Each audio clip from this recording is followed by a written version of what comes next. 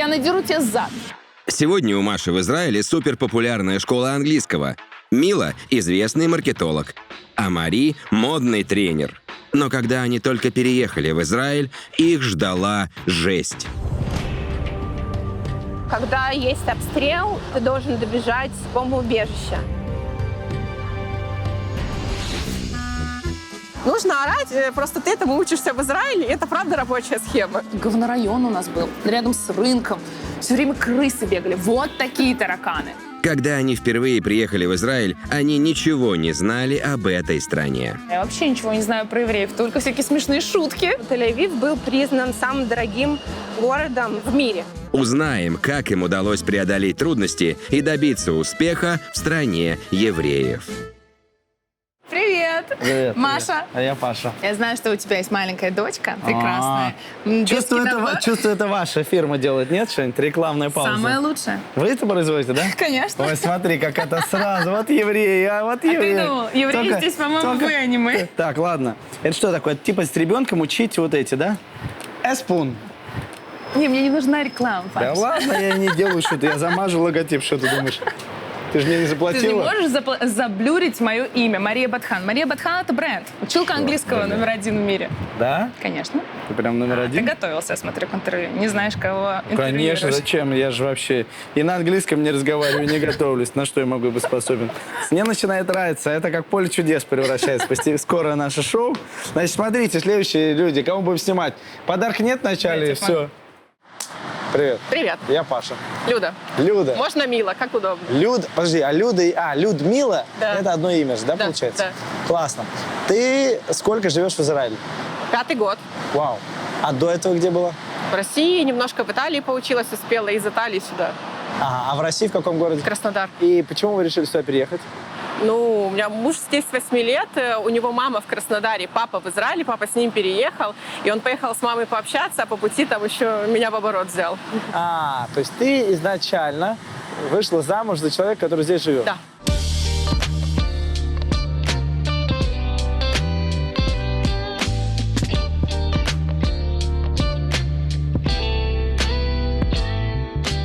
Ты живешь в Израиле? Живу в Израиле уже 8 лет. Вау.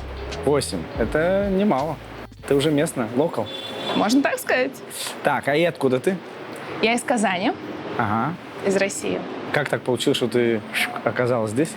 Причина — любовь. Я приехала, потому что я познакомилась со своим мужем, мы 6 Вот с лет. этим? Вот с ним.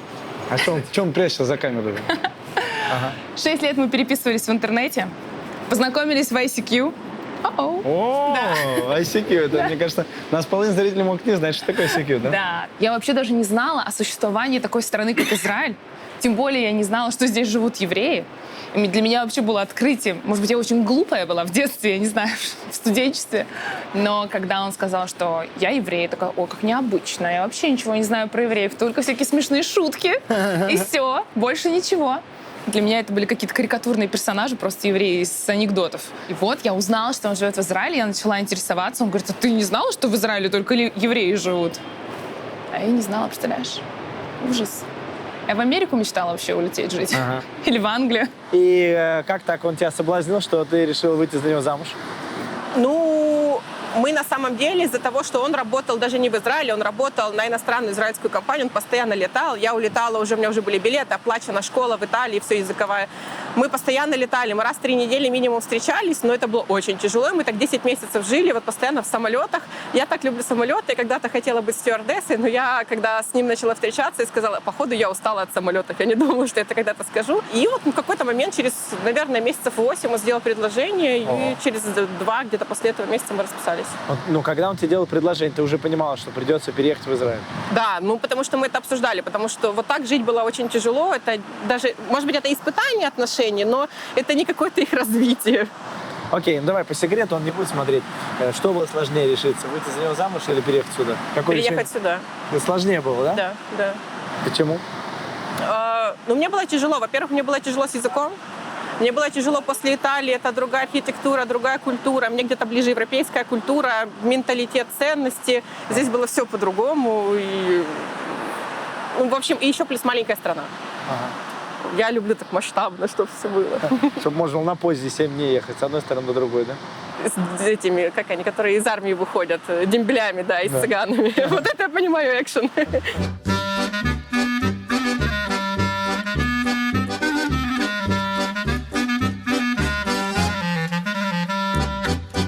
Так вот, про Израиль-то все-таки что-то переехала. Значит, влюбилась, приехала. И как тебе здесь оказалось? Мне здесь было очень тяжело. Мне здесь все не нравилось. Ого. Когда вообще я приехала, во-первых, мы приехали в такой город, называется Петах-Тиква. Да, у меня там сестра живет.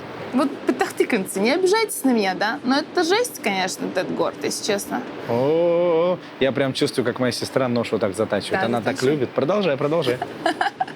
Нет, там есть сейчас красивые районы. И этот город, у него шикарное место, потому что тебе и на север недалеко, и на юг недалеко, и к морю вроде как близко, да? Но, не знаю, вот я помню, выходила на улицу, этот запах санины просто в нос. Я садилась на скамеечку, мимо меня одни старики. Они не то что старики, они просто, не знаю, они как зомби, знаешь, такие. Выходили на улицы, вот. И вот что-то вот только они перед глазами были. Я вообще молодежи не видела. Не знаю, может быть, какой-то говнорайон у нас был, рядом с рынком. Все время крысы бегали. Вот такие тараканы. Вот такие. Это был кошмар. И я выходила погулять, думаю, выйду, пройдусь, я же все-таки в Израиле, солнце, море. Кофе выпью. Садилась и как начинала плакать. Ты здесь 5 лет. Да. Что здесь самое интересное с тобой случалось? Самое интересное, наверное, это не самое классное, но это ракеты, которые были в прошлом году.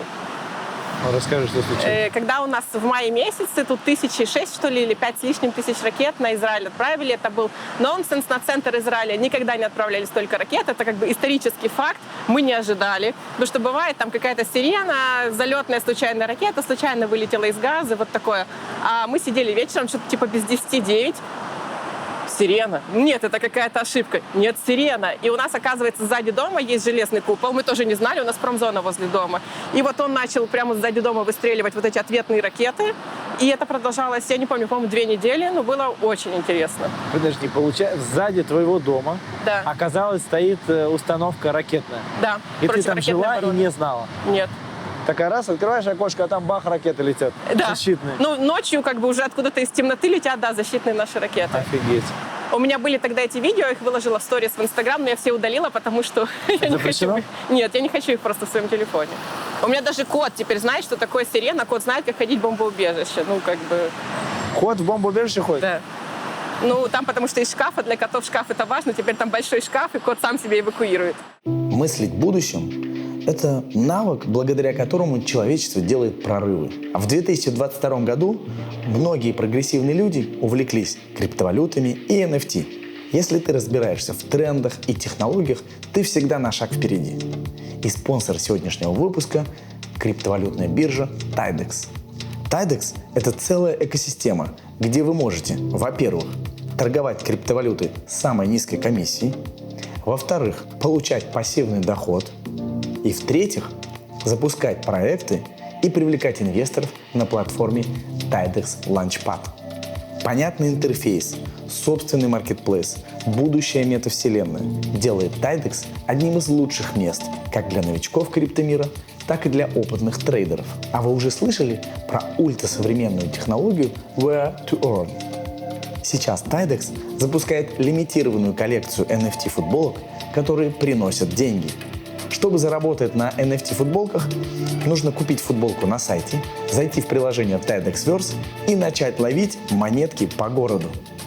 Так же, как с покемонами.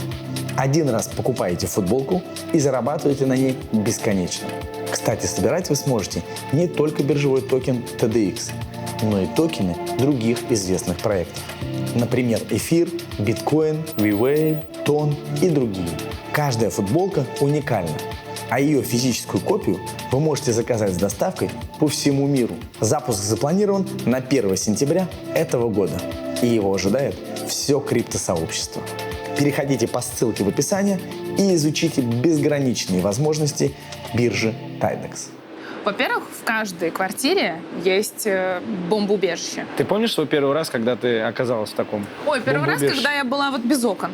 Ага. У нас не было бомбоубежища, это был старый дом. И у нас тогда был кот, и я помню, что я взяла этого кота, я услышала очень громкую сирену.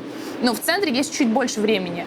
Там, по-моему, около 40 секунд у тебя есть спрятаться. В Ашкелоне, по-моему, 20 секунд, ну что-то такое.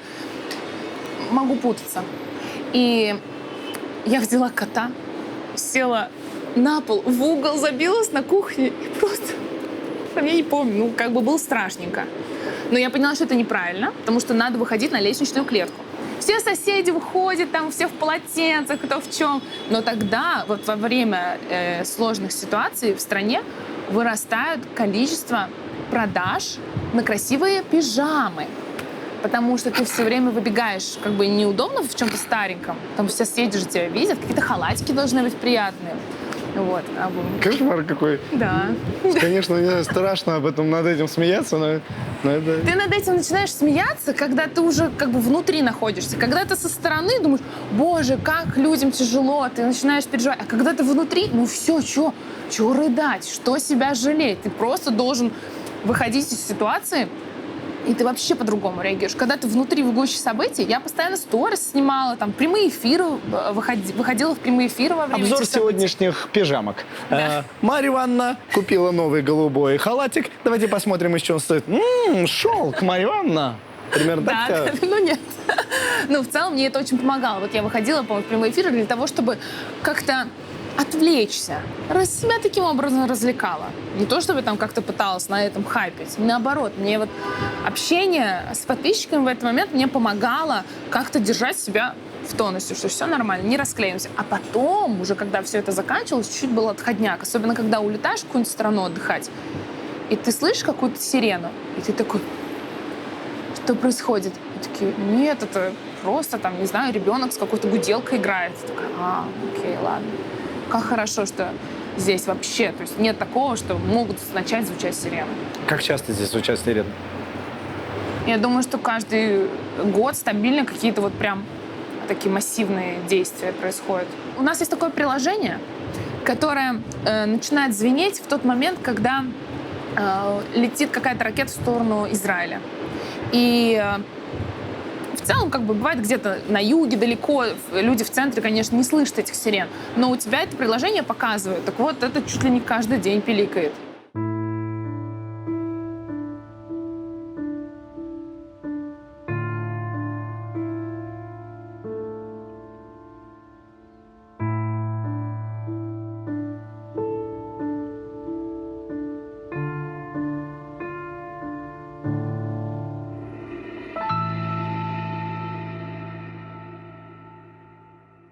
Какие здесь есть минусы для проживания?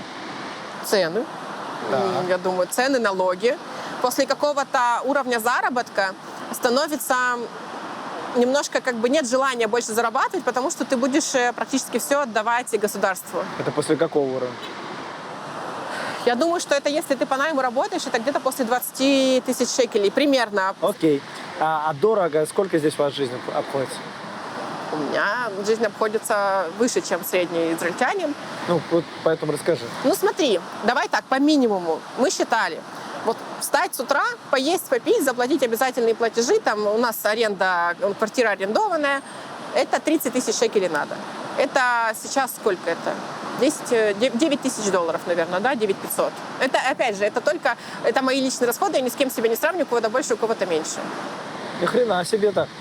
И это ты не в центре Тель-Авива еще живешь? Я живу в соседнем городе. Если в Тель-Авиве, то это еще больше. Конечно, вообще, даже не сравнивай. Сколько бы тебя обходилось, если ты жила в Тель-Авиве так же, как ты сейчас живешь? Ну, когда-то я узнавала цену на соседний дом, вот сзади который сейчас находится, вот он или вот какие-то вот здесь рядом, там была только аренда, хотела сказать на иврите слово, там была только аренда 25 тысяч шекелей в месяц, только аренда. Так, хорошо. А вот в кафе, если сходить вдвоем с мужем в хороший ресторан, сколько примерно на ужин уйдет? Если мы говорим ресторан с намеком на высокую кухню, да, Нормальный, ну, нету. такой хороший ресторан поужинать. Не самый дорогой, но чтобы вкусно, аккуратно. Ну, я думаю, что это от 600-700 шекелей на пару, где-то так, да, наверное. Плюс чаевые там 800. И 1500-2000 шекелей. Охренеть. В переводе на русский это 20 тысяч рублей. Очень тяжело было. Мы жили в квартире, где не было стекол. То есть окна были, а стекол нет. Это в смысле дырки, что ли? Ну, как бы были, да, дырки были. Просто я не знаю стекла, что они там разбили. Деревянные что-то такие, снесли. да, наверное, были? Это были трисы, там были трисы. То есть есть трисы такие, которые Да, как закрывают жалюзи от солнца. такие деревянные, да. Да, большие. Офигеть. Вот, пластмассовые они были. Всегда в песке, их все время приходилось что-то мыть, как-то их было все время мыть неудобно. Там было очень жарко, там был огромный кондиционер. В Израиле никто не говорит слово кондиционер. Даже если ты один день в стране. Мозган. Да? Молодец. А, смотри. Я же учительница иврита. Ну, это новый урок, пожалуйста. С тебя $500. Секундочку. Так, значит, и там было все время очень жарко. То есть мне приготовить завтрак, потом в душ, потому что вся мокрая. Приготовить обед, потом в душ. Полы помыть, потом в душ. Вышла на улицу купить, я не знаю, черешню, потом в душ. То есть, в общем, это был какой-то кошмар. Кондиционер этот не справлялся, он был огромный. Когда я его включала, у тебя просто замерзали, не знаю, все абсолютно. Как только ты его выключал, становилось невыносимо жарко. Но так в старых домах. Сейчас, конечно, нет. Сейчас все хорошо, в новых домах. Сколько вы так прожили? 3 года, наверное. То есть ты 3 года вот так вот мучилась с крысами, саниной, холодом и жарой? Зато это Зато меня, любила. знаешь, любовь спасет мир. Ты не замечаешь, что нету стекол. Зато меня это очень сильно как-то воодушевило. То есть в Казани у меня был бизнес. И в целом сильно не надо было напрягаться. Я могла обеспечить себя едой, там, какими-то развлечениями, отдыхом, на отпуск хватало. И машина была. Но в Казани продала машину, а здесь я что, мотоцикл могу какой-нибудь, тырчик купить, знаешь, на него? Мопед? Потому что здесь дороже машины. Здесь намного дороже машина. То есть я понимаю, что все, что я зарабатывала раньше, это вообще здесь на это не прожить. И ты понимаешь, что если ты хочешь жить хорошо в Израиле, у тебя сразу уровень нормы очень сильно так поднимается. Ты понимаешь, надо зарабатывать намного больше. Вот. А если ты хочешь еще жить в красивом месте, в центре страны, иметь дом, еще и с бассейном, то по меркам российским ты должен быть просто ультрамиллионером. И это тебя очень сильно подстегивает.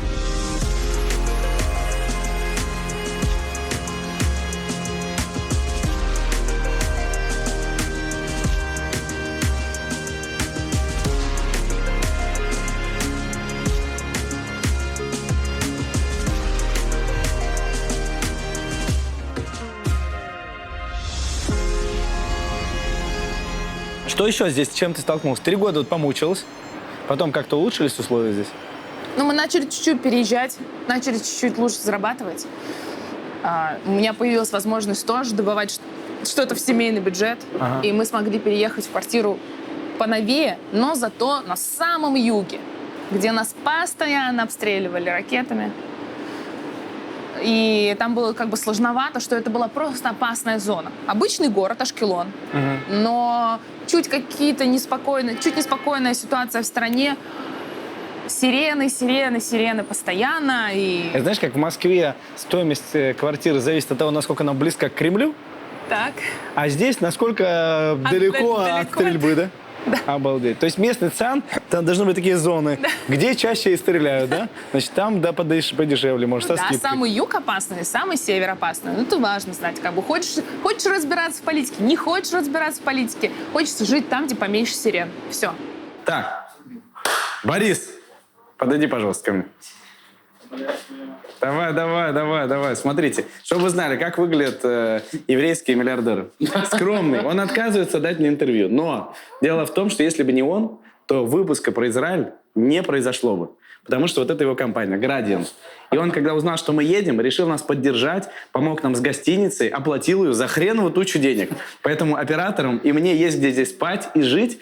И это помогает нам существенно сократить расходы на этот выпуск, а значит сделать его реальным. Потому что каждый выпуск — это хреново туча денег. Самолеты, перелеты, операторы, монтажеры, режиссеры. Все это нужно, чтобы был крутой контент. И вот такие люди поддерживают нас и помогают. Спасибо. У Бориса крутая Спасибо вам, компания. ребят.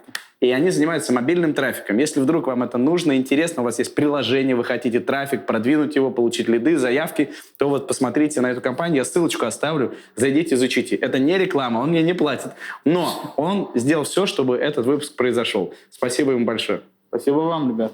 Спасибо вам. Смотри, так скромно миллиардеры выглядят в Израиле. Реально так. Отслюнявил кучу денег. Понимаете? Кучу. А ходит в обычных джинсиках. Ну, такие здесь скромные люди. Что поделать? Насколько здесь сложно найти работу? Я не искала работу в Израиле, честно. Я как работала на себя, так я и работаю на себя, но я знаю, что сейчас огромный недостаток синих воротничков. Охранники, какой-то ручной труд. Вот это все просто никто не хочет работать. Какая зарплата здесь у охранника может быть?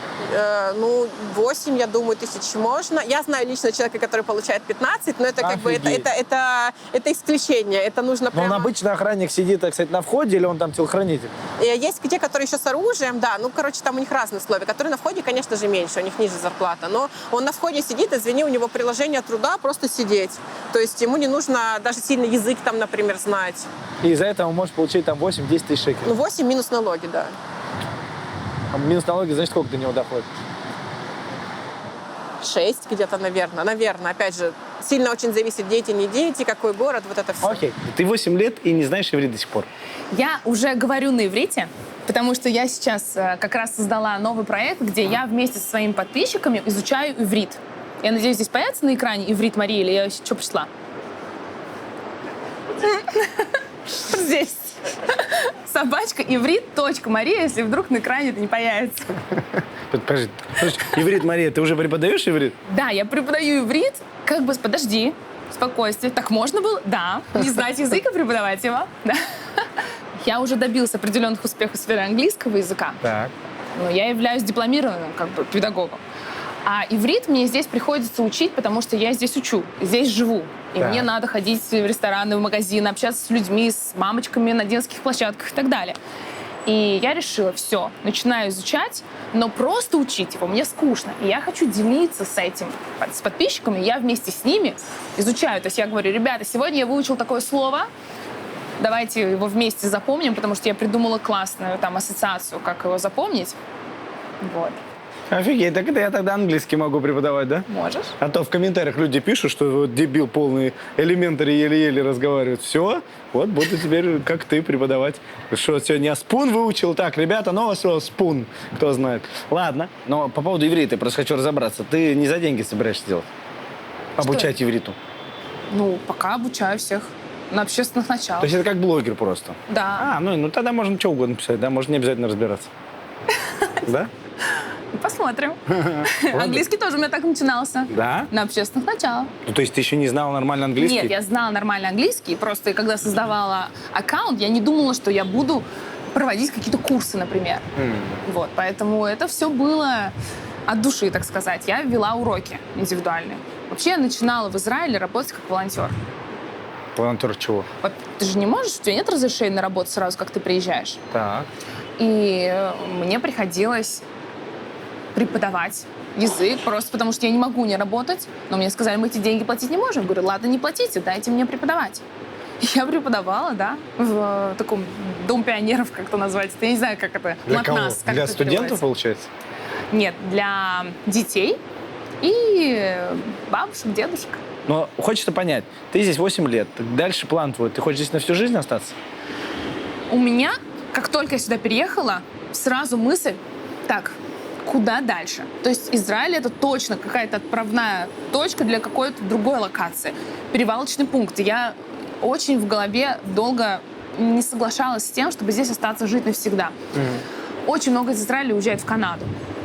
То есть если семья, там начинают собирать документы, и вот они почему-то именно из Израиля, как-то у них все это складывается. Очень много у нас друзей уехало именно в Канаду. Кто-то в Америку. Но я всегда с этой мыслью жила. И в какой-то момент я так устала куда-то собираться. И все время ты собираешься, думаешь, ну ладно, сначала дети, надо здесь родить детей. Тут классная медицина, вот я здесь рожу детей. Должна сначала гражданство получить. Через 5 лет мне дали гражданство. Потому что можно с израильским паспортом путешествовать без виз. Думаешь, ладно, вот это. Дальше. все время куда-то собирались. Я помню, мы даже шкаф покупали, и муж говорит: ну зачем нам шкаф покупать? Мы же с тобой переезжать собрались. Думаю, все. И вот в этот момент, по-моему, как раз вот со шкафом была история. Я говорю, все, мне надоело. Я остаюсь жить в Израиле, и дальше будь как будет. И когда ты принимаешь это, то страна начинает к тебе как бы поворачиваться передом, если можно выразиться. Ты начинаешь видеть только плюсы. Я вообще уже ни на каких минусах не акцентирую свое внимание. Чего-то там где-то грязненько. Да ладно, Восток. Дело тонкое. Где-то что-то там недоработали, где-то там строили, недостроили. Да все это ерунда. Есть море, солнце, люди открытые. И я начала видеть только плюсы. Поэтому я живу здесь и наслаждаюсь.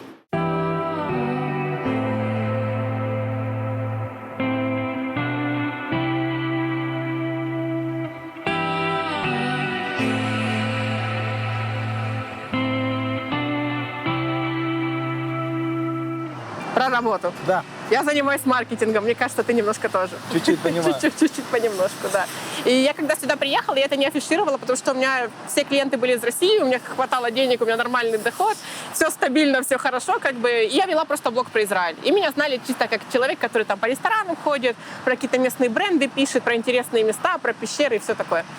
И потом потихоньку, когда я начала больше с людьми знакомиться на всяких мероприятиях блогерских, узнали, что я, оказывается, умею делать хорошо СММ. И вообще проекты какие-то онлайновые запускать и все. И одна клиентка, она нанимала местных, она билась, моя уже клиентка здесь 3 с лишним года, вот мы с ней считали. Она билась 1,5, что ли, года со своими инстаграмами. 0. А у меня уже на тот момент был нехороший опыт работы с израильтянами, разный менталитет, разный подход к работе. Опять же, эти личные границы, они разные, то есть здесь очень принято, пока ты соглашаешься, тебе будут дальше и дальше границы прощупать, садиться на шею на дополнительные услуги, на какие-то скидки, на переделки, на какую-то работу по-дружески, там вот такое что-то. Я была как бы выгоревшая в этом плане от именно израильских клиентов. Мне было проще работать с СНГ, потому что там все четко. Вот на это договорились, это мы и делаем. И она меня позвала в ресторан, давай поговорим по поводу моего инстаграма. Но я думала, что консультация, окей, я раз рассказала, встала, ушла, как бы и хорошо. Нет, я хочу с тобой работать. Я говорю, нет, у меня было 2 нехороших опыта, мне в 12 ночи звонили, или 3 уже даже на тот момент. Я решила, что я никогда не буду работать с израильскими клиентами. Это мне тяжело, я хочу жить, я хочу дышать, я не хочу в 12 ночи слушать там какие-то наезды на себя. И она меня уговаривала, что я уже из-за стола встаю, я говорю, нет, она до сих пор сама это вспоминает и смеется. Я, ни в коем случае, она говорит, 3 месяца, давай попробуем. 3 месяца, если не идет, я тебя не трогаю, ты меня не трогай, мы просто по-дружески расстаемся, никто ни с кем не ругается. Я смотрю Инстаграм, а там, он не современный, и даже то, что Израиль немножко все равно где-то в плане маркетинга там отстает, там отставание было не совсем немножко, там было так хорошо все. Как бы только Инстаграм изобрели, и какие-то первые наметки, знаешь, я говорю, тут надо все переделать. Я говорю, вот с этим я даже работать не буду. Даже если тебе нравится, с этим нельзя работать, я не буду.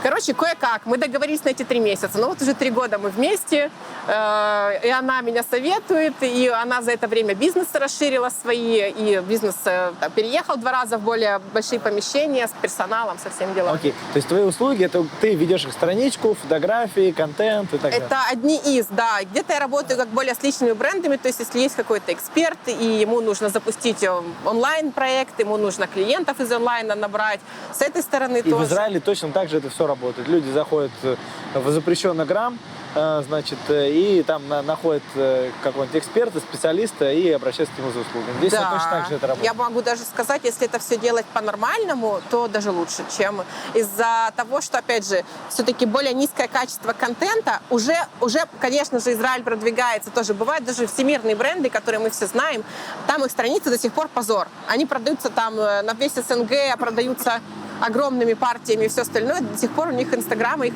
запрещенный грамм и позор. Но, опять же, это все меняется. Раньше было вообще хуже. Но сейчас сами израильтяне — это более платежеспособные люди, выше зарплаты. Они с деньгами расстаются легче. Они более общительные, а тут тебе вот он, человек. Как раз можно пообщаться, задать вопросы. Я бы даже сказала, что пока на сегодня, что будет еще через 2-3 года, опять же, все меняется, сейчас даже легче, если нормально этим заниматься.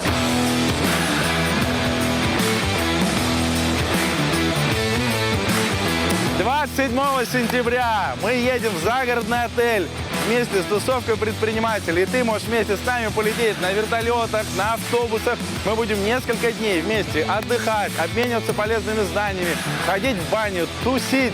И поэтому, если ты хочешь присоединиться к нам на бизнес-кэмп, то регистрируйся по ссылке внизу, вверху, где угодно. Найди эту ссылку на бизнес-кэмп. И 27 сентября 2022 года мы тебя ждем. Да? Оп, а теперь ну-ка. Как ты?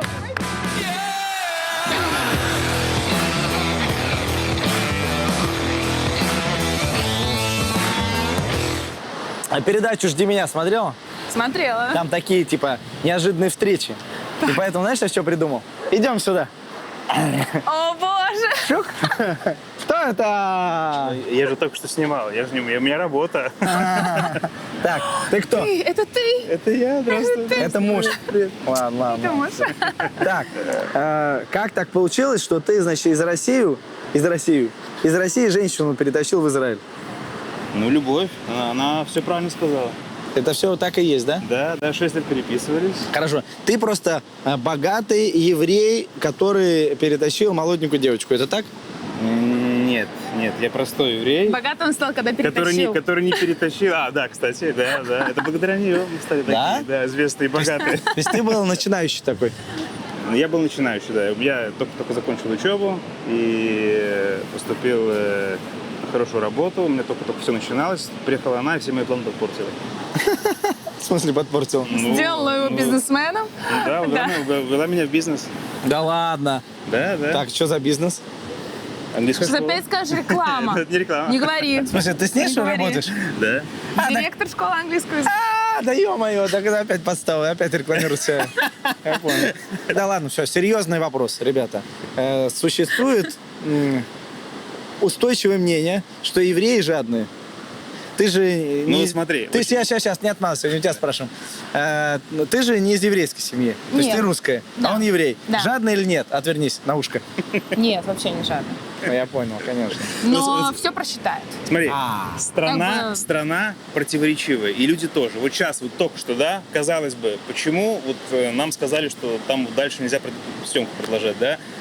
Они что, не хотят заработать? Как бы мы предложили заплатить. Ты предложил им Ну, я заплатить? предложил заплатить, а они отказались. А вы говорите жадный. А Я не знал, почему? кстати. Почему? Да, вот он, кстати, может спокойно заплатить и ничего не сказать. Ну, как бы казалось бы, да? Ну, почему? Им что, не Сейчас, нужны? подождите. Деньги не нужны? Ну, Когда, вот не нужны. подождите, когда я слышу фразу «может заплатить, ничего не сказать», так что надо сделать? Какой счет тебе выставить? Это так не работает. Вообще-то у меня тоже фамилия Гительман. Ладно. А, кстати, ну... А что ж, конечно, учимся у ваших. Вот евреи больше евреи за территории Израиля. Честно. Но если ты говоришь про стереотипы, правда. Ты здесь, когда начала переезжать, ты не знаешь язык, Да. в принципе, можно сказать, по неволе все-таки ты здесь оказалась, да? С чем тебе пришлось столкнуться? Ну, во-первых, разница в менталитетах, разница в какой-то культуре подачи услуг. Сейчас мне как бы уже нормально сесть в ресторане, если нету мест, мне на газете еду принесут, я поем на ступеньках. Есть такой модный ресторан в Тель-Авиве. Но тогда мне, конечно, там качающийся стол, грязь и то, что тебе приносят чек на $150, это у меня был ужас и шок. Потом именно то, что есть шаббат. Я сейчас с шаббатом как бы абсолютно в мире, и я к нему привыкла, и в этом есть свои плюсы. Тебе не звонят, считается дурным тоном тебя в субботу беспокоить. Объясни, что такое шаббат для тех, кто не знает. Ну, есть воскресенье, как в христианских странах, но воскресенье в России, оно не сильно как бы посчитается. В Италии, да. А здесь это суббота, шаббат, то есть не ходит общественный транспорт, за исключением там какого-то там особенно частного. Не ходят поезда, что не очень удобно для тех, кто без автомобилей. Не работают кошерные места, то есть не работают государственные органы, не работают банки. Есть сайты в Иерусалиме, сайты, которые уходят на шаббат, написано «сайт на шаббате», интернет-магазин. Прикольно. Вот. И когда тебе нужно что-то в субботу, у тебя это, грубо говоря, здесь единственный выходной, а у тебя опции закончились, то не очень удобно. Опять же, есть в шаббате свои плюсы, я их нашла, и мне сейчас с ним хорошо. Какие? Тебя не трогают. Вот у тебя реально есть день тишины, когда ты можешь его посвятить семье. Если ничего не горит, если ничего страшного и сложного, то как бы тебя в шаббат никто не трогает, не беспокоит, все будут ждать, и это уважается. Такой реальный выходной, да? Да, прям настоящий. Было бы хорошо.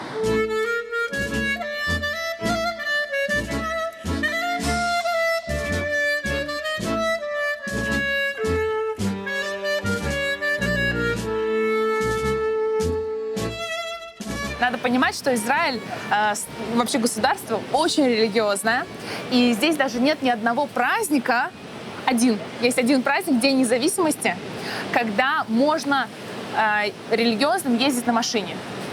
Вот, поэтому обычно каждый праздник — это как шаббат. Шаббат — это день, когда нельзя работать. До такой степени, что религиозным даже нельзя крутить педали. Это как бы, может быть, тебя не касается, если ты не соблюдаешь эту религию и не соблюдаешь все эти как бы традиции. Но магазины, какие-то большие торговые центры не работают. Ты всегда найдешь в городе какой-то русский магазинчик, который, да, будет работать. Или какой-то круглосуточный магазин. Этого стало все больше и больше. Прям с годами эти магазины открываются, и можно найти что-то, что работает в шаббат. Но в целом есть сложности. И если в твоем окружении как бы ты социализируешься, ты общаешься с людьми, даже у нас, вот, например, только русскоязычная тусовка, но даже среди наших друзей есть те, которые соблюдают шаббат. И для них я должна, если я их приглашаю в гости, я должна продумать, что я не могу их чем попало угощать. Мне нужно соблюдать, хотя бы... Сальце со сметанкой уже не пойдет, да? Да, конечно. Все они, кстати, вроде бы вообще не религиозные, но свинину вообще не признают. Есть вообще много таких? Какой процент вот таких очень религиозных людей?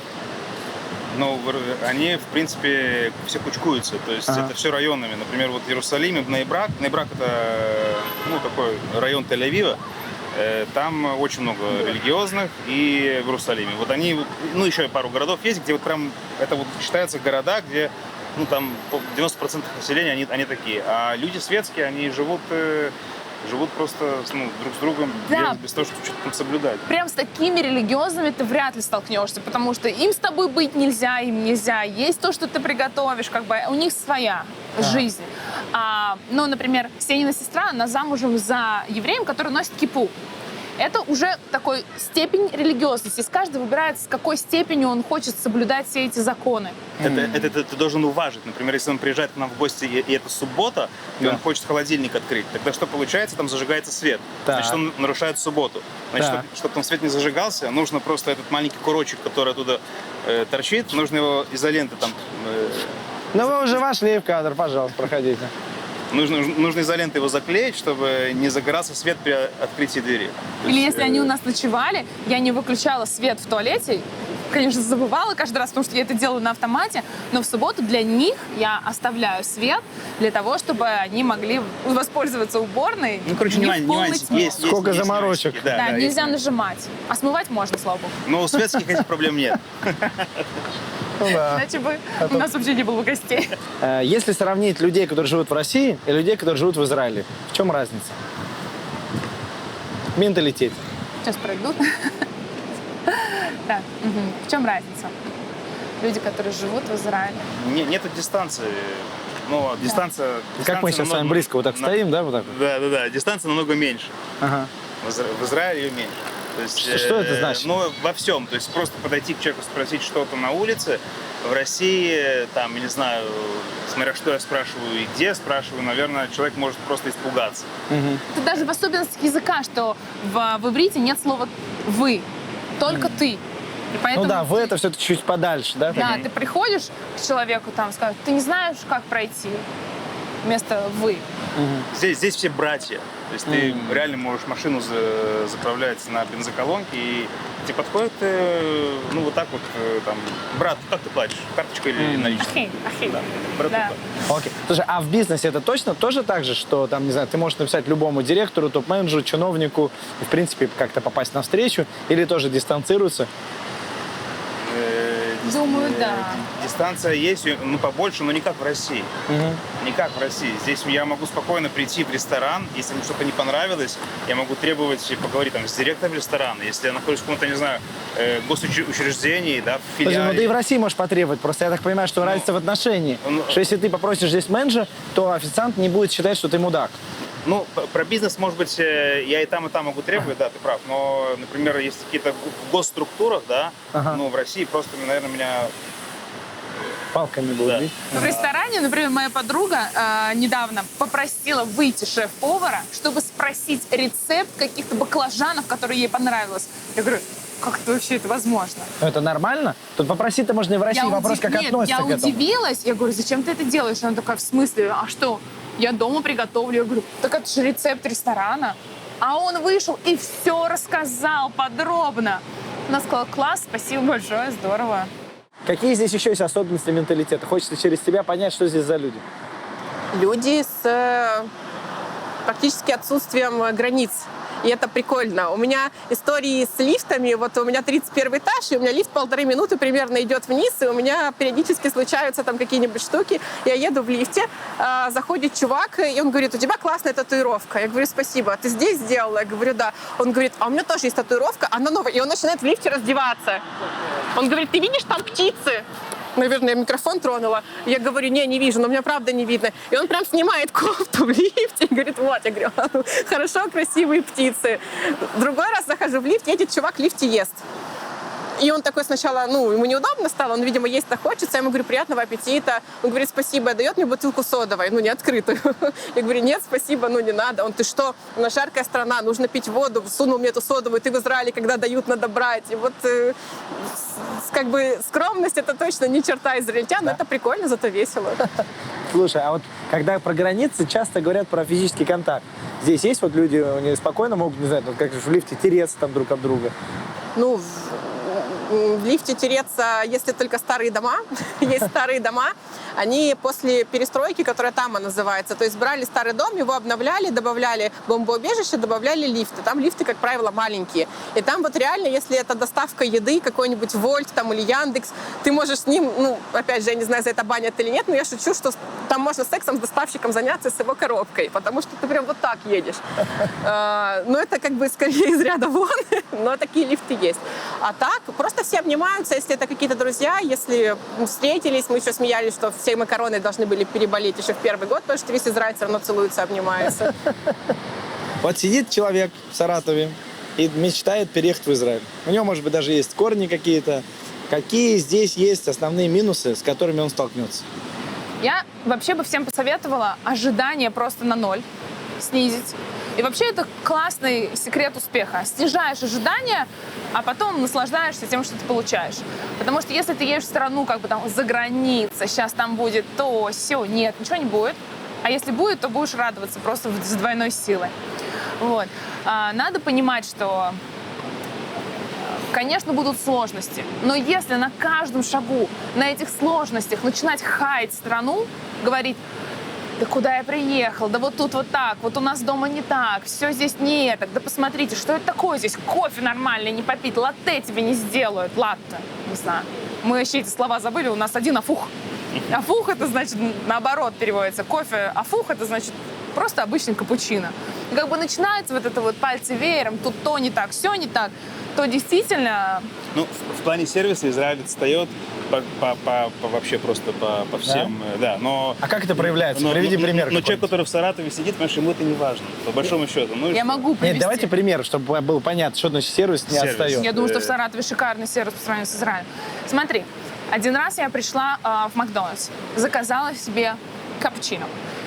И он наливает молоко, и вдруг машинка начинает что-то переливать. И у него вдруг из стаканчика начинает вот эта пенка выливаться. Что он делает? Он просто отпивает. Я просто смотрю, и он накрывает крышкой. Потом поднимает взгляд на меня, и я стою такая... Что вообще сейчас произошло? Ты типа думаешь, что можно мне этот кофе просто дать? Он такой, ладно, сделаю новый, типа, тоже мне как бы приехал тут. Окей, но это редкость. Но на самом деле, вот просто я никогда не забуду, мой брат, когда приехал сюда, там, первый-второй раз, он пошел купить мороженое и просто попросил, чтобы ему сверху положили печенюшку.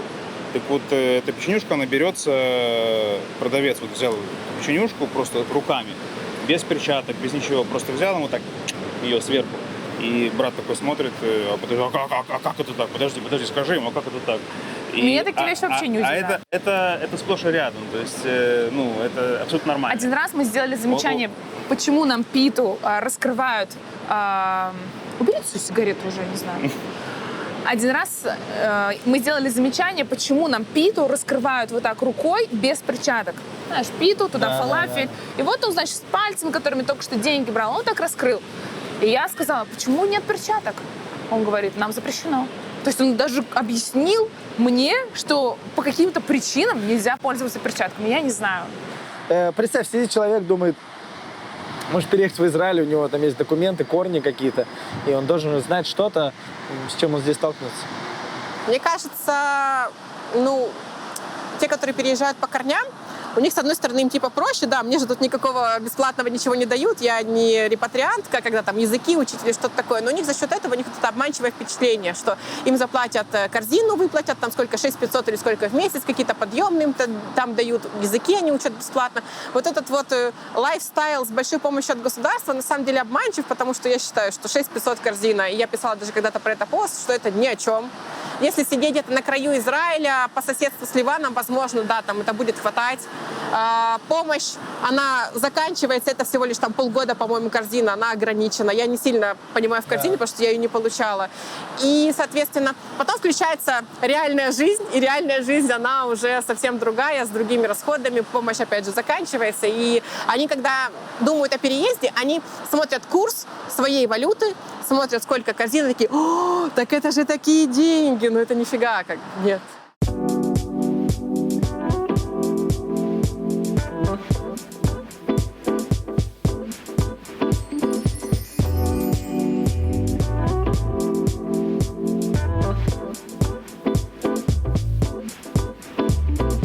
У тебя здесь была встреча с премьер-министром. 2 раза. Вау. Здесь это не вау, здесь это нормально. Да? У меня был когда-то большой блог до октября прошлого года, мне его Инстаграм снес, и как бы я устала с ними воевать. А как большого блогера, 100 тысяч человек в Израиле — это большой блог. У него была предвыборная кампания, я раз пришла на встречу, но она была какая-то смазанная, ему пришлось срочно уехать, что случилось в Израиле, и он не закончил. И мне потом написала его помощница: как тебе встреча?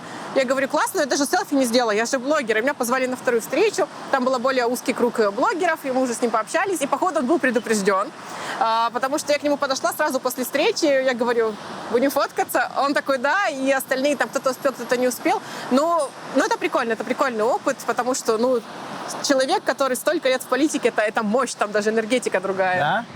То есть местный премьер-министр встречался с блогерами. Да. Для чего? Соответственно, чтобы повысить узнаваемость, это аудитория, это охват, у него предвыборная кампания. Плюс это были блогеры на русском языке, у него были проблемы с русскоязычным электоратом. Русскоязычный электорат, он вообще плохо на выборы ходит, они еще по старой памяти в них не верят. Поэтому, соответственно, пытались донести: важно, ценно, тебе никто не готовит, ты можешь задавать любые вопросы, никто не останавливает, никто это не вырезает. Вообще что угодно могла спросить. Да. Ого. И никто не обижается, и потом тебе никто не пишет: напиши вот это, а вот это не пиши, или сделай упор. То есть вообще никакого задания, просто приходишь и делишься. Типа вот все это по-настоящему? Да, вот в этом Нифига плане, себе. да. И что ты спросил?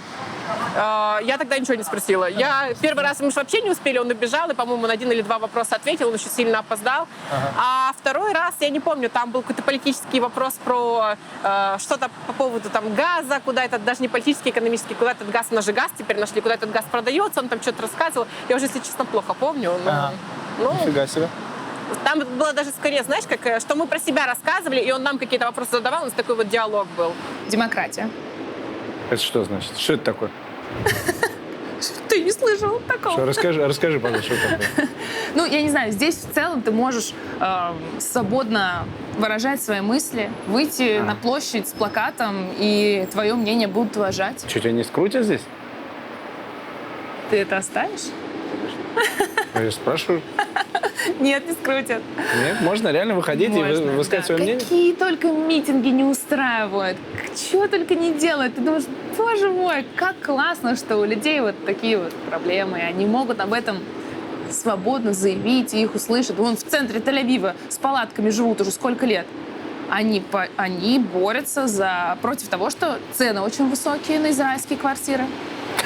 Поэтому живут в палатке просто в самом лакшери месте, в парке. Уже много лет, там у них плакаты. Их не можно потерять в Airbnb. Я думаю, что они уже сдают какую-то палатку по-любому. Расскажи свои впечатления от общения с этим премьер-министром. Какой он человек? видно, что он... Ну, я поняла, что чтобы быть политиком, нужно быть не просто в себе уверенным, нужно просто супер эту энергию уверенности излучать, потому что ему нужно говорить так, как ему нужно сказать, как он хочет тебе донести, что бы тебя не спрашивали, какие бы вопросы тебе не задавали. Вот у него есть своя линия, четко, которую он гнет, и даже если ему задают отвлеченные вопросы, он красиво это переводит на себя, какой я молодец, Израиль молодец, хлопая там себя в грудь. То есть искусство речи потрясающее, да, чтобы он это все рассказывал. Потом это еще больше быть вот со всеми, для всех, и про всех, чтобы они и голосовали, и поддерживали с другой стороны. То есть где-то хитрость, где-то гибкость и просто нереальная уверенность в себе, потому что сколько хейта льется на политиков, сколько хейта льется на него. Плюс Здесь политиков хейтят? Ну, конечно. Здесь не боятся политиков? Нет. Судебные дела, у него за коррупцию дело судебное. То есть вот он премьер-министр, вот он здесь типа воровал, здесь типа... Подожди, у премьер-министра есть дело за коррупцию? Да, но они вроде его развалили уже или почти развалили, что-то такое там не следило. И это нормально. Здесь очень много политиков, которые сидят в правительстве, которые после тюрьмы вернулись и на второй круг зашли. В смысле? Но он же искупил свою вину. Подожди, он был политиком, его посадили за коррупцию, он Да. вышел опять... Министр МВД, по-моему, у нас такой был, да. Окей, хорошо. Плюсы. Демократия, можно высказываться, митинговать. В принципе, классно, серьезный аргумент, чтобы переехать. Что еще? Погода. Мне очень нравится, когда ты... Я не знаю, есть чуть-чуть, пару месяцев зимой, когда действительно дождь идет. Но когда идет дождь, все просто выходят на улицу и такие: вау, как классно, дождь. И, знаешь, начинаются вот эти вот фантазии, которые ты год ждешь, когда ты сможешь укрыться пледом, взять какао и кинуть туда маршмеллоу, и посидеть, и понаслаждаться зимой, когда дождь стучит в окно. Это очень короткий период, поэтому ты реально им просто наслаждаешься. Вот, посмотреть фильм под одеялом. Вот. А в целом у тебя даже гардероб, я не знаю, состоит, не знаю, самая теплая, по-моему, у меня вот эта рубашка. И то для того, чтобы... Это, кстати, очень вот это лето, оно самое, по-моему, холодное. Да, я вообще замерз здесь. Да, Удивился? в мае, май, июнь всегда уже была жарища, с марта начинается жара. В этом году что-то невероятное. Да, хочется понять, вот здесь все-таки есть коррупция или нет? Да. Коррупция есть, но она не такая просто. То есть какая? То, что вот эти высшие эшелоны власти, то, что у них там есть коррупция, это как бы не сильно и скрывается, потому что бесконечные суды, бесконечные какие-то новые дела, все про это узнают, они сидят же в отдельных тюрьмах. По-моему, президент Израиля сидел, на него там что-то отдельно строили. Но это, опять же, я тут еще не жила, это то, что я отголоски, я отдельной истории не изучала. Вот, они сидят в нормальных тюрьмах, как бы, а у них там нетворкинг, мастер-майнды, все. Отдохнули и дальше пошли на новый заход. Хорошо, но если говорить про коррупцию, где это? Вот в МВД, чтобы тебя по документам быстрее Нет. протолкнули? Ничего нету. Такого нету? Нету. А где-то, ты говоришь, есть коррупция, где она тогда? Ну, я же говорю, это уже когда у тебя лоббирование, то есть это когда у тебя какие-то серьезные дела, чтобы решались за серьезные деньги. Вот эти все громкие суды, там уже совершенно про другие деньги разговор. То есть это такая как бы не местный уровень, да, а когда там, не знаю, там какие-то экономические вопросы по индустриям, да, принимаются решения, там, условно, там, этот банк открыть, этот закрыть, что-то такого порядка, да? Ну, потому что есть некоторые вещи, есть некоторые условия для некоторых компаний, которые, опять же, с ними не согласен, допустим, там весь Израиль, это нехорошо, но оно продолжает почему-то существовать, с этим не борются. Например? Например, использование Мертвого моря. Потому что, если ты видел Мертвое море со стороны Иордании, да. Пускай Иордания не такая промышленная, да, но там море на море похоже. Здесь это море вычерпывается. И, соответственно, есть компании, которые занимаются производством косметики. Почему это не решается с точки зрения экологии там, и так далее. А если смотреть еще условия у некоторых этих компаний, как они налоги платят, у них свои специальные условия. И они, грубо говоря, где-то, возможно, государство держат за яйца. Воспользоваться ситуацией хочу. Давай. Ты училка английского. Некоторые считают, что мне надо подтянуть мой великолепный английский. Но надо начать с каких-нибудь грубых, конечно, фраз. Я тебя научу отвечать на комментарии. Хочешь? Ну, давай. Вот. Во-первых, фраза «give me a break» дословно переводится как «дай мне переменку», а на самом деле это значит «да пошел ты нахрен! Чего ты вообще пишешь тут ерунду? Что за вопросы тупые ты задаешь? Give me a break». Давай еще какую-нибудь фразочку. Можешь написать, да, очень емко. What the fuck? Че ты вообще? Сам сначала научись снимать нормальное видео. Сначала выстави на YouTube что-то, а потом будешь меня учить, что я что-то неправильно делаю. What the fuck? Очень емко. Так, ну все, и последнюю, третью. Screw you. Да пошел ты нахер. Вообще, мне твое мнение, честно говоря, особо не интересует. Screw you. Уроки английского на канале Гетельмания. Супер, спасибо тебе большое. Спасибо.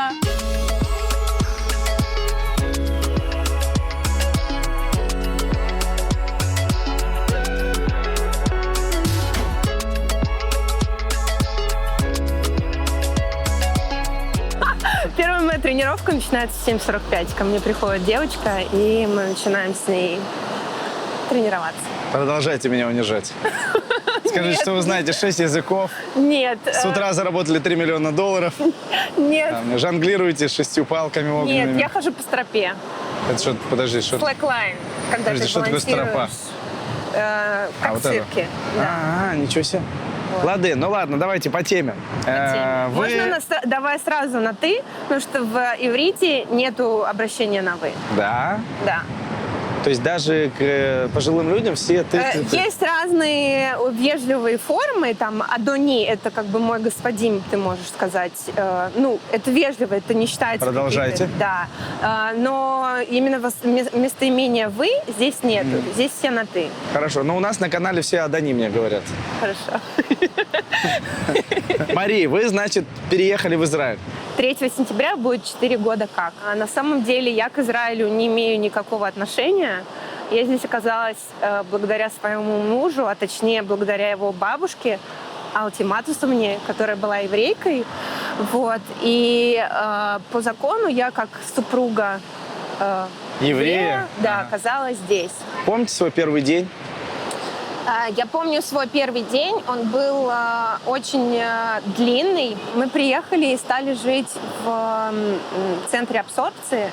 Это специальное место, где есть общежитие для новых репатриантов при языковой школе. Подожди, его что, государство оплачивает?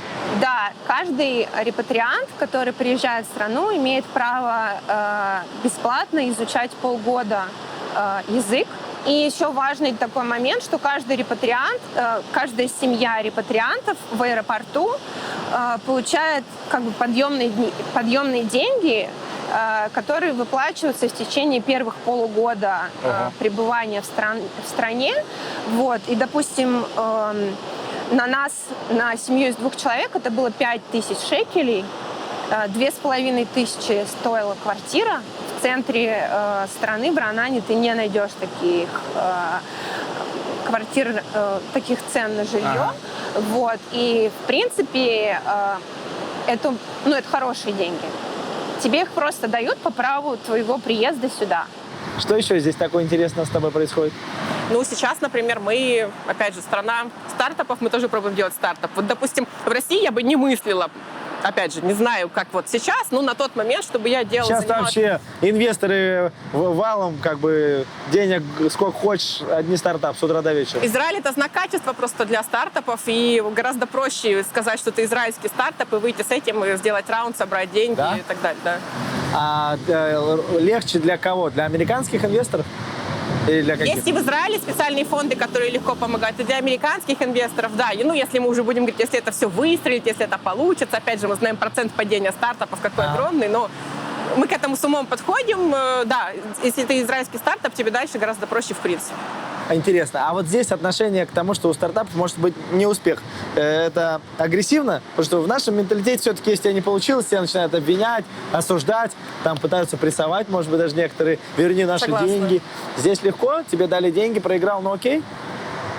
Ну, насколько я знаю, с кем я общаюсь, у меня практически все друзья работают в стартапах. Причем кто-то из армии вышел, уволился, пошел в стартапы, кто-то изначально учился на каких-то курсах программистов, кто-то приехал сюда в Технионе, учился, все сидят, кто-то в корпорате, кто-то еще в стартапах. Ну, в стартапах там у них часто перспективы интереснее, и есть стартапы, которые выстреливают, и когда ты с пакетом акций, ты как бы в 23 года молодой программист, и ты уже богатый человек. Это многим романтика, это соблазнительно. Ну, вообще, да, в принципе, легче. Насколько я знаю, легче. Но я еще не там, пока мы еще занимаемся MVP только. Мы хотим с MVP выходить. Но MVP — это начальная версия продукта, да? Да, минимально работоспособная. Давайте про работу поговорим. Давай. Как вам удалось найти здесь первую работу? Здесь очень много сообществ, русских, нерусских. Люди обмениваются вещами, спрашивают, к какому врачу лучше записаться, еще что-то. И первую работу свою я нашла там. Это был детский садик. То есть мой день строился так. Я просыпалась в 8 утра, 5 часов изучала язык, сидела за партой. Потом у меня был перерыв на обед, прийти в себя, и я шла в детский сад. Я работала в ясельной группе, таскала деток, меняла им подгузники. Ну, не то, что самая желанная профессия — подтирать попки. Да, не самое желанное, но, во-первых, я считаю, что любая работа — это работа. Окей. Как дальше строилась ваша карьера? После этого я работала на фронт-деск в отеле на входе. Тоже важный момент, который, мне кажется, как лайфхак будет важен другим, кто там переезжает или только думает об этом. Очень важно на начальном этапе читать все договора. Они все на иврите. Естественно, прочитать ты еще их не можешь, но нужно искать человека, который тебе поможет. Одним из пунктов было, что я должна проработать минимум 9 месяцев в отеле. Если я работаю меньше, то они с моей зарплаты последние снимают неустойки, которые они потратили на мое обучение. На самом деле, как бы, никакого обучения не было, но я на это пошла и такая думаю, ладно, как бы, я пока работаю, может, 9 месяцев проработаю, а если не проработаю, то как-нибудь выкручусь. Но работа подразумевала ночные смены. В какой-то момент мой организм начал просто отказываться от этого. Я поняла, что я не смогу дальше работать, и я ушла. Естественно, эти деньги с меня сняли. Половину зарплаты я потеряла. А, например, что это за стартапы? Что они могут делать? Все что угодно. Например, у меня, вот мы поздравляли подругу, она с 1 августа или сентября, она сейчас заканчивает работу в армии, она выходит, вице-президент, она очень грамотный химик. Она выходит на работу, там они будут заниматься тарелками, всякой посудой, что-то еще такими бытовыми вещами, упаковкой, чтобы это все было перерабатываемо в земле, чтобы оно сгнивало, и, точнее, вот так, даже не перерабатываемо, чтобы оно разлагалось, вот так правильно. Такой есть в Израиле стартап. Ее же муж в другом стартапе работает, они занимаются разработкой автопилотируемой машины. И, как он говорит, что сейчас они самые передовые в мире по разработке. Лучше Теслы, лучше всего. Но они здесь продолжают еще это все тестировать. Так, минуточка обращения к людям. Так, друзья, мне кажется, если уж мы в Израиле, то кроме выпуска про переехали, нам надо снять про местные стартапы, про инвестиции и вообще разобраться, как это устроено. Если хотите, чтобы мы такой выпуск сняли, напишите в комментариях, хотим про стартапы, и мы постараемся для вас собрать интересных основателей таких стартапов, наверное, инвесторов, и вообще понять, как здесь устроено. Правильно? Да, я думаю, да. То, что я знаю, что Израиль №1 страна в мире по количеству стартапов миллиардных, да, которые получили $1 миллиард оценку на душу населения. По-моему, да, 2021 То есть даже больше, чем год. Америка? Да. Вау. По-моему, это прошлый год, как раз эта статистика побил Израиль. Мы переехали, потому что была такая возможность, потому что у меня в России было не очень много возможностей для развития. А что случилось? Потому Кто вам их что, обкарнал возможности? Я изучала политологию и международные отношения. Я специалист по российско-американским отношениям. Ага. И как бы политическая линия партии и реальность не совпадали. И я... Подожди, еще раз. То есть вы профессионал в том, как должны дружить или конфликтовать Россия и Америка? Да. Так, Владимир Владимирович, поближе к нам, пожалуйста. Что делать? Потому что сейчас ситуация не самая радужная. Да, ситуация сейчас не самая радужная, и, к сожалению, те люди, которые знают, что делать, к ним не прислушиваются. Вот. Поэтому было принято решение, если там невозможно высказываться так, как ты считаешь правильным, вообще невозможно высказываться, можно попробовать сделать это там, где такая возможность есть. Ну, конкретику прям скажите, что надо правильно-то делать? В России нет Свобода слова, мне кажется, это первая вещь, которой не хватает в России. Подождите, вот сейчас вы сами стоите, вот мы для России снимаем. Да. Я ничего вас не цензурирую. Скажите, что вы думаете-то?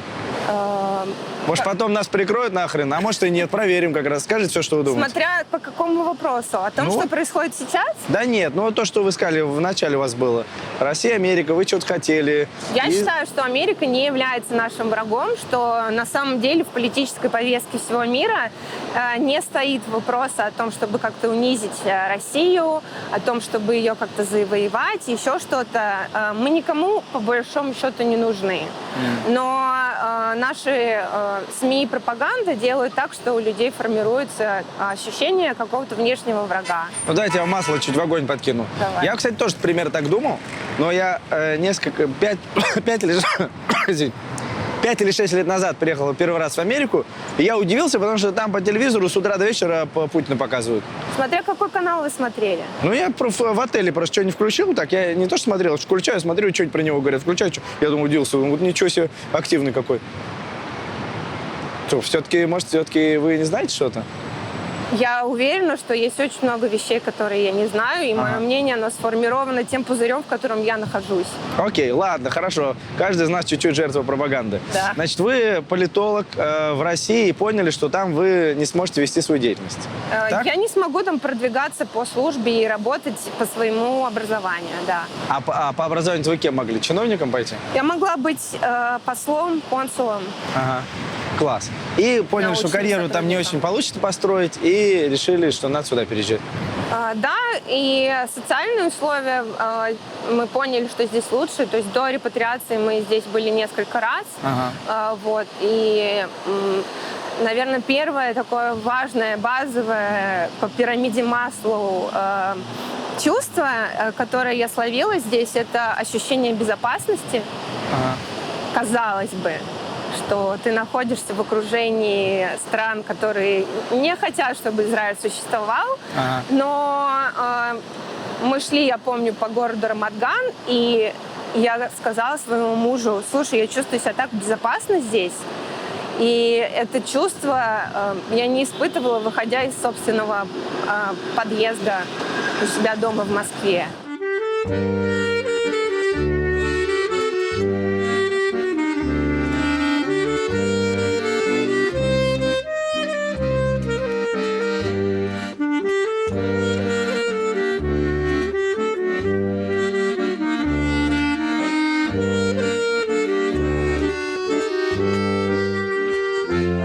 Я понял, что здесь не так сильно развиты там салоны красоты, маникюры, как это в России, например. Это правда? Что Это здесь тоже женщины меняется. проще, как бы так сказать, относятся к этому? Ну, женщины, в принципе, здесь проще относятся к своему внешнему виду, потому что у меня, по ощущениям, здесь нет такого возвышения внешнего вида, что это вот главная ценность женщины. Вот этого здесь точно нет. То есть у женщины есть интеллект, у женщины есть какая-то реализация, и не только в материнстве и, грубо говоря, в красоте. Вот это есть. Салоны красоты уже есть. Я приезжала, еще была прям печаль-печаль. Сейчас с этим стало все гораздо проще, потому что, опять же, много СНГ переезжает, и они знают, и уровень какой-то поддерживают, и показывают. Это, наверное, как раз потому, что СНГшных людей стало больше, и под них это делается. Ну да, но я бы не сказала, что израильтянки, они только все за собой не следят. Нет, на самом деле израильтянки разные, поэтому тут нельзя всех под одну гребенку. Отношение к внешнему виду проще, да. Ну... Я просто слышал, что здесь уже там несколько лет назад все, кто приезжает из СНГ, первая идея такого: надо, значит, маникюрный салон открыть, потому что, значит, здесь их нету. А их нету, потому что, или там меньше, потому что совершенно другой спрос. Потому что в Москве там на каждом шагу ты заходишь, тебе там в 6 рук, то есть все 5-10 и так далее. А здесь намного сложнее, медленнее, хуже сервис. Это правда? Здесь они по домам сидят. То есть, если хорошая маникюрша, мастер маникюра, то она предпочитает работать на себя, ей не нужен салон, ей будет выгодней. У нее будет забито, как говорят на иврите, отсюда и до завтра, вот у нее будет вот так забито по клиентам. У меня была вообще мастер маникюра, она забита, я к ней записаться не могу, мне нужно перенести, мне пришлось к другой записываться. Она также мастер Неты Барзилай, которая Евровидение выиграла. И даже та с другого города, там я знаю, что моя девочка рассказывала, что она там к ней ездила. Ну, конечно, когда у нее съемки, так не приезжала, но вот настолько То есть Нети Барзилай, грубо говоря, не впадлу приехать, и чтобы ей на дому там делала какая-то девочка-надомница ногти, потому что она хорошо делает. И это нормально просто здесь. Поэтому в салоне посадить хороших мастеров, правда, хороших, немножко тяжело, потому что это текучка кадров. Она все равно будет обрастать клиентами и уходить. Какие здесь есть самые большие минусы? Самые большие минусы здесь, я не скажу за весь Израиль, я буду говорить про жизнь в центре, она дорогая. То есть вообще в прошлом году, по-моему, Тель-Авив был признан самым дорогим городом с точки зрения проживания в мире. Давайте по ценам примерно. Вот в кафе сходить вдвоем, перекусить, сколько это надо денег? Ну, если перекусить, то 100 шекелей. На двоих? Да. Но это не такое средненькое, да, кафе? Ну, да. Потому что я на завтрак ходил, там один завтрак 100 шекелей стоил. Ну, это первая линия. Окей. И на второй подешевле чуть будет, да, 70? Да. Окей, понятно. Дорого здесь, что еще? Для кого-то это может являться минусом, кому-то это не подойдет. Менталитет израильтян. Так. То есть, опять же, они бывают очень разные. Есть более религиозные, более консервативные. Есть израильтяне, которые поездили по миру. Они более европейские такие. Хорошо. Так, это второй минус. Еще что-то есть такое? Чтобы люди знали, если вдруг хотят сюда переехать. Война. О. Как это касается вас или людей, которые здесь живут? Это касается прямым образом. Допустим, чуть больше в марте прошлого года была война. Мы прятались по бомбоубежищам. До нашего города не долетало, но в соседние, в Тель-Авиве даже были бомбы. Когда есть эскалация военного конфликта, здесь открывают бомбоубежища. То есть в каждом новом доме сейчас есть специально оборудованная под эту комната в квартире с толстыми стенами, с пуленепробиваемыми окнами. В старых домах это обычно находится в подвале. Плюс вот даже здесь, да, на таких открытых пространствах, если мы чуть-чуть пройдем, мы найдем вход в паблик. Он будет открыт прямо сейчас? Сейчас, наверное, нет, потому что сейчас, слава богу, тихо. Вот. И да, был военный конфликт. Было страшно, мы не спали, потому что чаще всего вот эти бомбежки, они происходят по ночам. Но у нас есть система система «Железный купол». Это ракеты, которые перехватывают ракеты, которые с газа пускают. Вот. И благодаря системам безопасности, когда есть обстрел, звучит сигнал, сирены. И в зависимости от того, где ты живешь, у тебя есть определенное количество небольшого времени, за которое ты должен добежать в бомбоубежище. Здесь у нас в центре это время, оно там 3 минуты. Я не буду сейчас врать, но оно как бы... Это короткое считается? 3. Нет, это считается нормально. Это много, люди, с запасом нам дали. Люди, которые живут близко к местам конфликта, я не знаю, как они там живут. Когда мы только приехали сюда и жили в общежитии, нам тоже проводили, не учения, но нам показывали, где находится бомбоубежище, как себя надо вести в случае, если будет конфликт. И все как один говорили обязательно. Да, мы знаем, что у вас сейчас там, финансовая какая-то ситуация не очень, но не скупитесь, купите себе красивые пижамы. Потому что если будет сирена ночью, вы будете выбегать на лестницу, вы встретитесь со своими соседями. Надо же быть при параде в красивой пижаме, а не голым выбегать там с намыленной головой. Вот. Они относятся к этому с юмором, они никогда не разводят панику. Это их реальность, в которой они живут. Для кого-то это, по первости, это шок. Но общая атмосфера, она помогает тебе не входить в панику. Плюс теракты. Это тоже плюс-минус. То есть, это большой минус, что здесь теракты. Тоже недавно было в Тель-Авиве был теракт. В этот момент не очень безопасно. Некоторые там стараются не ездить на общественном транспорте, еще что-то. То есть, 30 секунд должен бомбоубежище прыгнуть. Да. Многие как бы...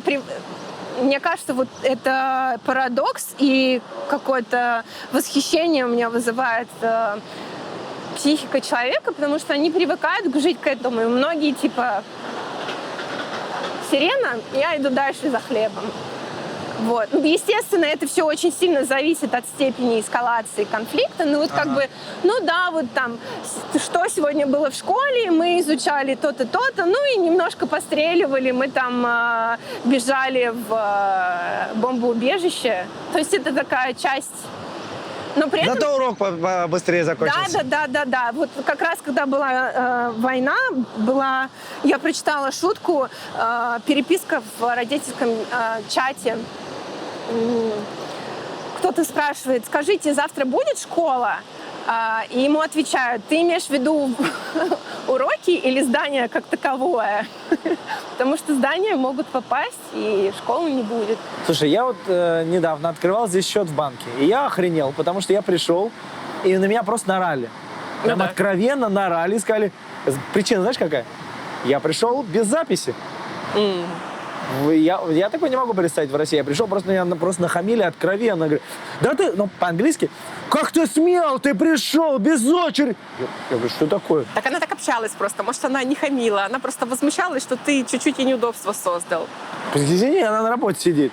Какие неудобства? А потом орешь в ответ, и ты этим выражаешь этим свое намерение, что тебе на самом деле надо, и тебя обслуживают. И так всегда. То есть то, что я в ответ был вежливый, это наоборот как бы уменьшало мои шансы на то, что меня запишут на получение счета? Она просто не поняла до конца, что ты хочешь. Может быть, ты просто спросить пришел, может, тебе не сильно надо.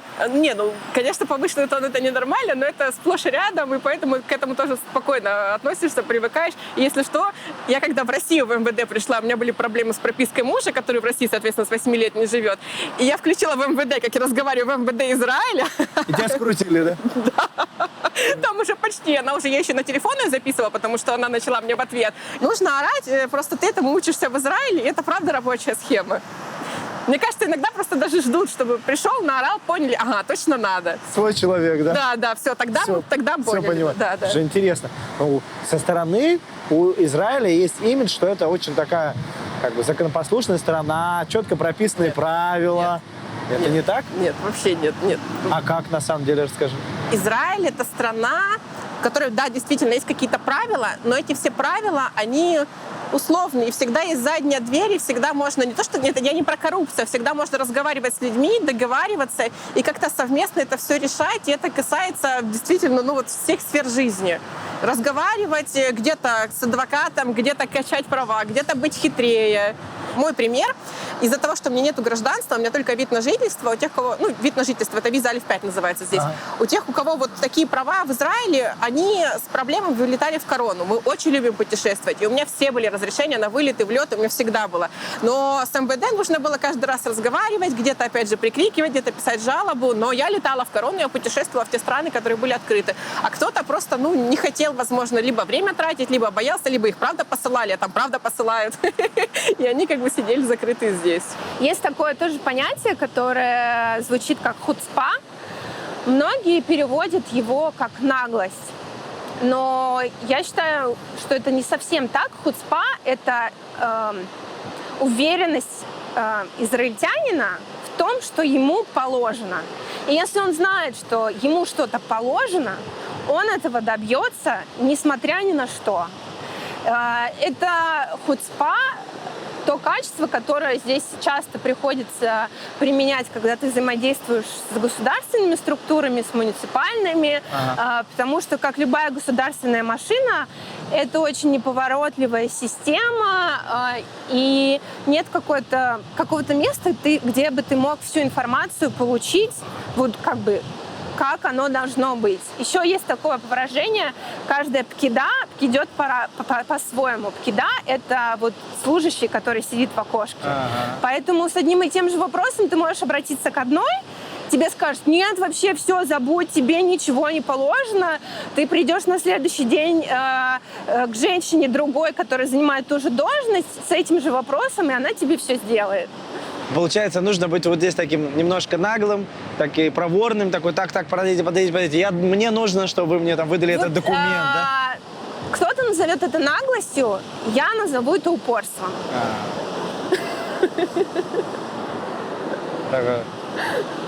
Мне нужен документ, он вам не положен. Нужен. Вот в том-то и проблема, что очень многие русские люди, которые, ты приезжаешь, и ты сразу погружаешься в эту систему, потому что тебе нужно найти больничную кассу себе, здесь есть обязательное страхование, тебе нужно получить счет в банке, тебе нужно получить паспорт. Ты ничего не знаешь, ты идешь туда, и тебе все говорят: тебе не положено, и русские такие: ладно, мы пошли. И я считаю, что количество, как-то нам сказали, что если тебе отказали первый раз, и ты согласился с этим, значит, ты не сильно хотел. Если тебе отказали второй раз, и ты отказался от своей затеи, значит, ты не сильно хотел. Но вот если на 7-й раз ты уже пришел, значит, ты действительно этого очень сильно хочешь. Значит, и документ положен.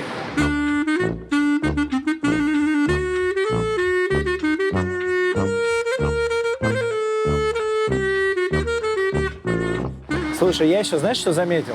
Что в Израиле люди, они как-то себя реально идентифицируют со страной, с обществом. И вот ты рассказываешь там про Мертвое море, и что там, воду выкачивают, и как будто это твоя личная проблема. Что в России есть такие люди, кого такие вопросы волнуют, но в основном к ним относятся как к таким чудаковатым извергам, которые там ходят, какой-то фигней страдают. А здесь как-то как будто наоборот, что ты расскажешь, что действительно тебе это важно. И с учетом того, что даже не гражданка Израиля. Как это так? Я не знаю, может быть, потому что общество как-то ближе, теснее, и все друг другу, там, теория 2 рукопожатий здесь правда работает. Может быть, поэтому, собственно, я и была на встрече премьер-министра. Там кто-нибудь был на меня подписан, там меня позвали, и ты, чувствуешь причастность. Ну да, тут реально все как соседи, да, как вот все в соседи, если в подъезде что-то произойдет, это все как будто бы их общее дело, да, и они будут обсуждать. В России я имею, да, в нашем менталитете. А здесь как вся страна, как один подъезд, и поэтому, где бы что ни происходило, все как будто такое чувствуют, что это их дело личное. Да? Да, и в этом плане, кстати, круто, что ты можешь попросить помощи, и ты ее получишь. То есть здесь специальные группы на Фейсбуке. Если вы, допустим, новые репатрианты, но приехали из каких-то плохих условий, приехали там, не знаю, без мебели, без одежды, разное случается, то кидаешь клич, и куча людей там и накормят, и напоят, и мебель принесут, и все, что хочешь. Офигеть.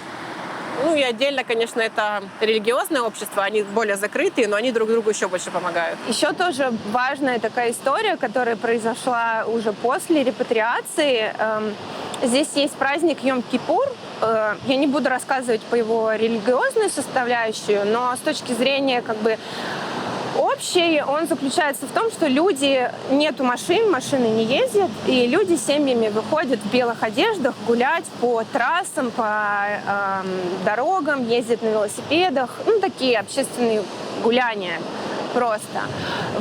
И это было, наверное, спустя неделю, как мы приехали, мы решили посмотреть, что это такое, как себя показать, других посмотреть.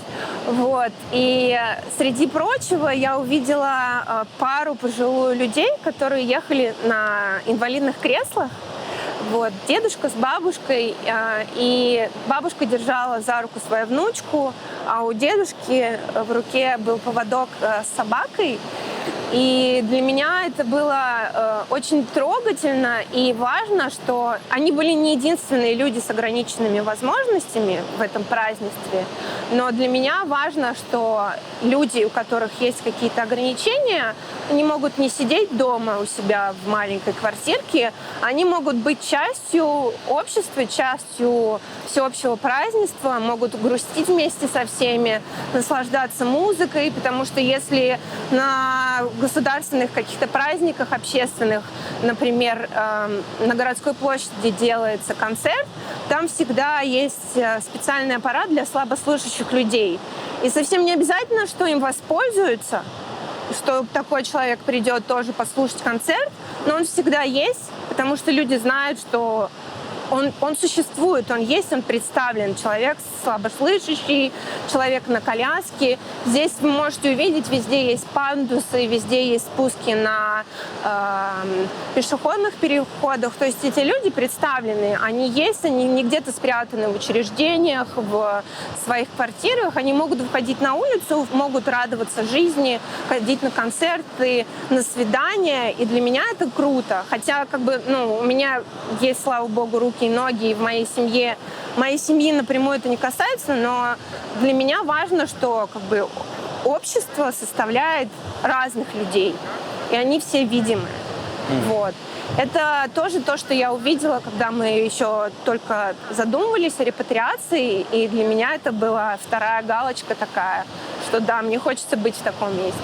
Так как я не имею ничего общего с еврейством, для меня это понимание того, что я получила все гражданские права, я получила огромную помощь и от государства, и от людей на начальном этапе, что я это все получила просто просто так, для меня это было и до сих пор является очень странной вещью, которая заставляет меня хотеть, в свою очередь, в обратку делать тоже что-то. И, в принципе, я это делаю.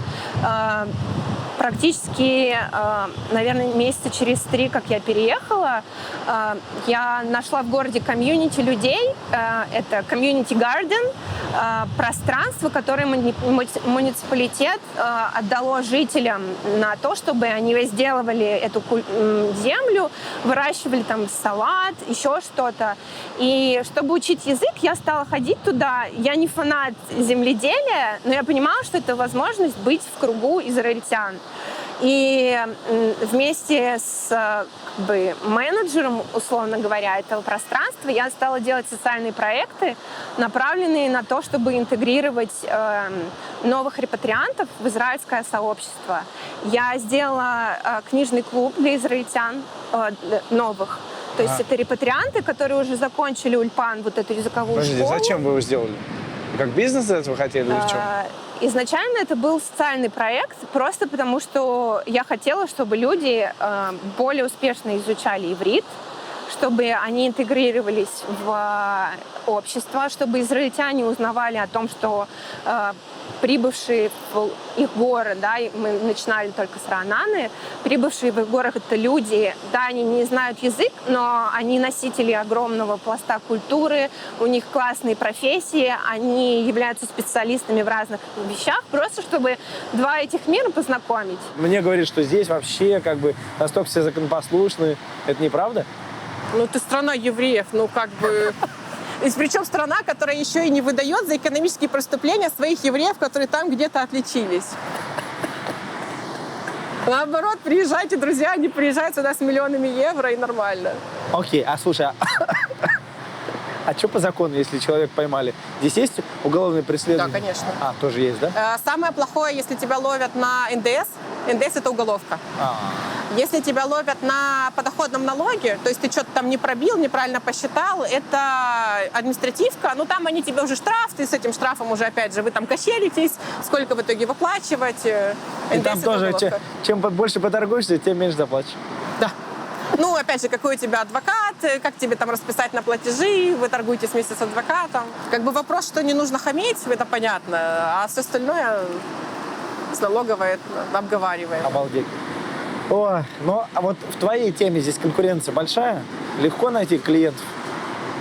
Если я сюда перееду, буду этим заниматься, я найду клиента? Да, конечно. Да? Легко. Если ты качественно работаешь, тут что классно, тут в любой сфере, что если ты как-то выделяешься профессионализмом, как с теми же мастерами маникюра, у которых записи на полгода вперед, ты будешь в клиентах, ты будешь нормально зарабатывать. Да, я недолгое время работала тоже официанткой в отеле, и для меня это такой травматичный опыт, потому что там был шведский стол, было много еды, и многие семьи приезжали туда отметить шаббат, а на шаббатнем столе, субботнем столе, они преломляют хлеб, выпивают вино, и хлеб — это хала, это такая большая булка, и они действительно преломляют его символически и не едят. И очень-очень много хлеба просто выкидывалось. Я, как человек, который приехал из России, и моя там поколенческая травма — это нехватка еды, для меня это было очень тяжело. И несмотря на то, что это было как бы по правилам запрещено, я говорила: увольняйте меня, хотите, делайте что угодно, но я сейчас приеду вот в центр абсорбции, у меня там много семей, которые будут очень рады этот преломленный хлеб поесть, прочитать даже, может быть, шаббатную молитву, но я это выкидывать не буду. Вот. Очень они любят кушать. Есть такое выражение «асим хаим». «Асим хаим» — это дословно переводится как «делать жизнь», но это когда вот ты за столом со своими друзьями, вы никуда не торопитесь и классно проводите время, и вот смакуете каждую секунду своего времени. И неотъемлемый атрибут вот этого асим хаим — это большой стол, который ломится от яств, и который часто не доедается и просто выкидывается. И это такая вещь, которой я не могу до сих пор привыкнуть, и не думаю, что привыкну, и не хочу. Вот. Окей. Давайте о чем поговорим. Сколько здесь стоит жизнь? Сколько здесь стоит жизнь? Здесь Ну, жизнь, у вас по факту примерно сколько в месяц уходит на семью? 12-14 тысяч шекелей вместе с арендой жилья и оплатой коммуналки. То есть этого хватает и на еду, и на интернет, на такси, иногда Да, кафе? это как бы, чтобы ни в чем себе не отказывать, на двоих. Окей. И кем вы работаете? Вы и ваш муж? Я сейчас работаю фитнес-тренером. Я открыла свое дело. О, Да, мы живем в большой, достаточно большой квартире, и одна комната это студия. Ко мне приходят девочки, женщины, мамы. Я их тренирую. Мой муж работает здесь в компании в Хайтеке. окей. Как программист? Нет, он менеджер проектов, он руководит программистом. Окей, понял. Так, ну, раз у нас попался фитнес-тренер, давайте ваше самое смешное упражнение. Самое смешное? Конечно, пойдемте. Давайте, командуйте. Я готов. Утро, зарядка. Давайте я буду стоять в статике, Ну, чтобы я не смог повторить, давайте так. Справимся? Ну, серьезно? Конечно. Хорошо, нам надо стать в планку. Ну, это я смогу. И что? Хорошо, давайте. А вы хотите посоревноваться, в смысле, кто дольше или что? Нет. Ну, начинаем с планки. Хорошо. Шаг, глубокий выпад. У меня джинсы не потянутся. Ну, так вот. Нога вперед. Ё-моё, подождите. Опа. Это какой-то брейк-данс пошел, да? Вернуться. Оп. Вернулись и на другую сторону. Так, это... Раз, подождите. Опа. два, Опа. 3, Опа. 4. Так. Прыжок, сквот и хлопок. Я. Сейчас неплохо. Нормально. Ну, это, кстати, было похоже на что-то. Раз так, да? Потанцевали чуть. Да. Класс. Не умирай. Да ладно, это я подпростел чуть-чуть. Не думайте, что из-за спорта. Не рассказывайте им, что это из-за спорта, ладно? Так все нормально было. Давай представим себе человека, который сидит в Саратове, смотрит и думает: эх, документы есть. Ну, или он понимает, что есть возможность их собрать. Думает, что, может быть, переехать в Израиль. Что ты можешь ему посоветовать? Ну, помимо документов, я бы еще денег собрала, чтобы на первое время было здесь нормально и комфортно, потому что часто бывает, что расстраиваются, потому что по уровню жизни падают. В Саратове было все дешевле, они посмотрели, что вроде как бы корзина неплохая, какие-то деньги с собой берут, но этих денег недостаточно, и они страдают, потому что квартира будет какая-то плохая, потому что с жилым фондом большие проблемы на самом деле. Чтобы вот эту жизнь себе обеспечивать, нужно ввести хорошую такую внушительную сумму денег. А так, я хочу в Россию, но по причинам там лета самолетов и всего остального я не была там с 2020 года. Я не знаю, как там сейчас. Советы я бы не давала никакие решения принимать или нет. Израиль нелегкая страна, но я довольна, что я сейчас здесь. Окей. Но ты бы порекомендовал человеку сюда переехать? Если он здесь думает, что тут будет прямо за зарплаты израильские средние, да, там сколько там, 12 или сколько тысяч шекелей сейчас средняя зарплата, например, и это звучит как 4000 долларов, это кажется, что классным, я бы считала по-другому. Но есть какие-то другие вещи, что если, допустим, у меня есть знакомая, она переехала из-за того, что у нее ребенок аутист, и здесь с ними очень хорошо работают, чуть ли не самая передовая страна в мире по аутистам, это из того, что я слышала. В России у нее не было перспектив, а здесь он у нее в армию пойдет, и как бы с ним все окей. Вот. То есть разная мотивация. Кто-то хочет из-за еврейских корней ближе к своим, тоже почему бы и нет. Окей, супер, спасибо тебе большое. Спасибо тебе. Вы довольны, что вы сюда переехали? Я счастлива здесь. То есть, если бы вы остались в России, вы бы жалели о таком решении, наверное? Я не знаю, история не знает сослагательного наклонения, но я здесь счастлива, я чувствую, что я на том месте, где я хочу быть, я чувствую отдачу от мира вокруг, от людей, от общества. И если в России я бы могла назвать свою жизнь, это жизнь вопреки. Вопреки обстоятельствам, вопреки чему-то. Я постоянно чувствовала, что я натыкаюсь на какие-то барьеры, и если что-то случалось, оно происходило через какое-то преодоление. То жизнь здесь я могу назвать жизнью благодаря. Это какой-то симбиоз, это сотрудничество, и мне такой способ взаимодействия с миром больше подходит. Представьте, сидит человек в Саратове и думает, может быть, тоже куда-то перебраться, может, Израиль, может, не Израиль. Что вы им посоветуете? Ну, во-первых, чтобы думать в сторону Израиля, он должен соответствовать некоторым параметрам. У него должны быть еврейские корни, либо он должен принять иудаизм, сделать гиюр. Ого. Да. Если у него этого нет, то он может найти себе женщину-еврейку, прожить с ней некоторое время в Саратове, и потом, если она тоже захочет подумать в сторону Израиля, переехать в Израиль. То есть это самое важное, без чего ты не можешь получить гражданство в Израиле. А если все эти условия у тебя есть, и ты сомневаешься о том, переезжать или нет, как это начинать новую жизнь или нет, во-первых, это не билет в один конец. То есть ты можешь приехать, и если ты поймешь, что по каким-то причинам тебе это не подходит, тебе здесь не нравится, у тебя здесь не получается, ты можешь вернуться. Вот. А во-вторых, мне кажется, здесь уместно будет процитировать великую Ольгу Бузову и сказать: «Жизнь одна, ничего не бойтесь», и просто пробовать смело идти вперед. Даже, кстати, было похоже по голосу, да? Немножечко. Ольга, здравствуйте. Проходите. Ладно, супер, спасибо большое, пятерочка.